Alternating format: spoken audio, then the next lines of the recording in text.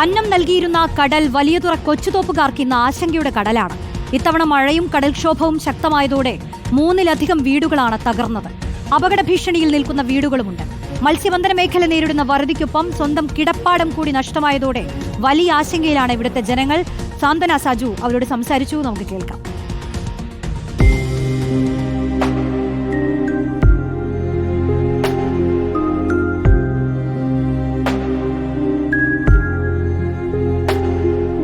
തിരുവനന്തപുരം വലിയതുറയ്ക്കടുത്തുള്ള കൊച്ചുതോപ്പിലാണ് നമ്മൾ നിൽക്കുന്നത്. ഇവിടുത്തെ ജനങ്ങളെ സംബന്ധിച്ചിടത്തോളം ഈ കാണുന്ന കടല് അവരുടെ അന്നമായിരുന്നു. പക്ഷേ ഇന്ന് അവർക്ക് ഈ കടലെന്ന് പറയുന്നത് ഒരു വലിയ ആശങ്കയായി നിലനിൽക്കുകയാണ്. കാരണം നമ്മൾ ഈ ദൃശ്യങ്ങളിൽ കാണുന്നത് പോലെ തന്നെ ഈ കൊച്ചുതോപ്പിൽ നിരവധി വീടുകളാണ് കഴിഞ്ഞ മഴക്കാലത്ത് മാത്രം ഇടിഞ്ഞു പോയത്. ഇപ്പോഴും നിരവധി വീടുകൾ തകർച്ചയുടെ ഭീഷണിയിൽ നിൽക്കുകയാണ്. മത്സ്യത്തൊഴിലാളികളെ സംബന്ധിച്ചിടത്തോളം അവർ വലിയ ഒരു അറുതിയിലൂടെ കടന്നു പോകുന്ന കാലത്താണ് അവരുടെ സ്വന്തം കിടപ്പാടം പോലും നഷ്ടപ്പെടുന്ന ഒരവസ്ഥയിലേക്ക് അവരിപ്പോൾ എത്തിയിരിക്കുന്നത്. ഇവിടെ നമ്മളോടൊപ്പം പ്രദേശവാസിയായ ഒരു ചേച്ചി ചേരുന്നുണ്ട്. വലിയ കഷ്ടപ്പാടാണ്. പല വീടുകളും ഇപ്പോൾ ഇടിഞ്ഞു പോയിട്ടുണ്ട്. വലിയ ദുരന്തത്തിലാണ്. കാര്യം എന്താണെന്ന് വെച്ച് കഴിഞ്ഞാൽ 2-3 വർഷങ്ങളായി അവരുടെ സമ്പത്തും അത് പോരാഞ്ഞിട്ട് കടവും വാങ്ങി ഉണ്ടാക്കിയ ഓരോ ഭവനങ്ങളാണ് ഈ ഇങ്ങനെ ഇടിഞ്ഞു പൊളിഞ്ഞ് കിടക്കുന്നത് കടലിൻ്റെ അടുത്ത്. അതുകൊണ്ട് അവർക്ക് ഈ ഒരു 4-5 വർഷം മുമ്പേ നമ്മൾ ആവശ്യപ്പെടുകയാണ് ഈ കല്ലിട്ട് അവരെ സംരക്ഷിക്കണമെന്ന് പറഞ്ഞു. പക്ഷേ ഇന്ന് വരെയും ഗവൺമെൻറ്റിൻ്റെ ഭാഗത്തൊന്നും ഒരു ഇതും ഉണ്ടായിട്ടില്ല. ഇപ്പോഴത്തന്നെയും നമ്മൾ ഇങ്ങനെ കരയുന്ന കുഞ്ഞിനെ പാലുണ്ടെന്ന് പറയുന്നത് പോലെ ഞങ്ങൾ എയർപോർട്ടിൻ്റെ റോഡിൽ ചെന്ന് നിരാഹാരം കിടന്നപ്പോഴാണ് അവരിതാ ഇപ്പോഴും ഒരു ദിവസം ഒരു ലോഡ് എല്ലാവരും പേടിച്ചാണ് കഴിയുന്നത്. ഓരോ നിമിഷവും പേടിച്ചാണ് കഴിയുന്നത്. കാരണം നമ്മൾ മുതിർന്നവർ ഒരുവിധമൊക്കെ നിൽക്കും, പക്ഷെ കുഞ്ഞുങ്ങൾക്കത് പറ്റില്ലല്ലോ. അവർ ഭയങ്കരമായി പേടിച്ച് വിറച്ച് കരയാണ് ചെയ്യുന്നത് ഈ കടലടിക്കുന്ന ശബ്ദം കേൾക്കുമ്പോഴേക്ക്.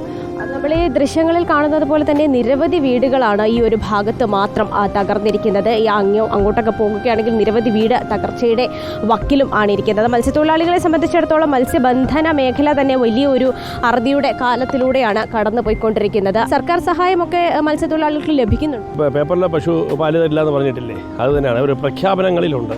ഇവർ ഇപ്പോൾ ഒന്ന് ആലോചിക്കുക, നിങ്ങൾ ദൃക്സാക്ഷിയാണ്. ഏറ്റവും കൂടുതൽ ഞങ്ങളെ സഹായിച്ചത് എനിക്ക് ഒരുപാട് മാധ്യമപ്രവർത്തകരായിട്ട് വന്നിട്ടുണ്ട്. റിപ്പോർട്ടർ TV ആരംഭം മുതൽ വന്ന് നിങ്ങൾ ചെയ്യുന്നു. നിങ്ങൾ കാണിക്കുന്ന മനസ്സാക്ഷിയുടെ 10-1 ഈ സ്ഥലം MLA-യോ സ്ഥലം കൗൺസിലറോ സ്ഥലം MP-യോ, ഞാനൊരു കോൺഗ്രസ്സുകാരനാണ്, MP ഒന്നും ഇവിടെ തിരിഞ്ഞു നോക്കിയിട്ടില്ല ആരും. ഇതൊരു ഇങ്ങോട്ട് കണ്ടാൽ അറിയാലോ, ഒരു 4 വർഷം മുമ്പ് തുടങ്ങിയതാണ്. അന്ന് ഇവർ ഇതിൻ്റെ 10-1 ചെയ്തിരുന്നെങ്കിൽ ഒരു 10-20 വീട് ഇവിടെ രക്ഷപ്പെടുമായിരുന്നു. ഭയങ്കര ബുദ്ധിമുട്ട്, മീൻ കിട്ടാൻ സാധ്യതയില്ല. നല്ല ഉൾക്കടലിൽ പോകണം മീൻ വേണമെങ്കിൽ. അന്നൊക്കെ ഇതിന് മുമ്പേ ആകണമെന്ന് നല്ല കരയിലായിരുന്നു മീൻ.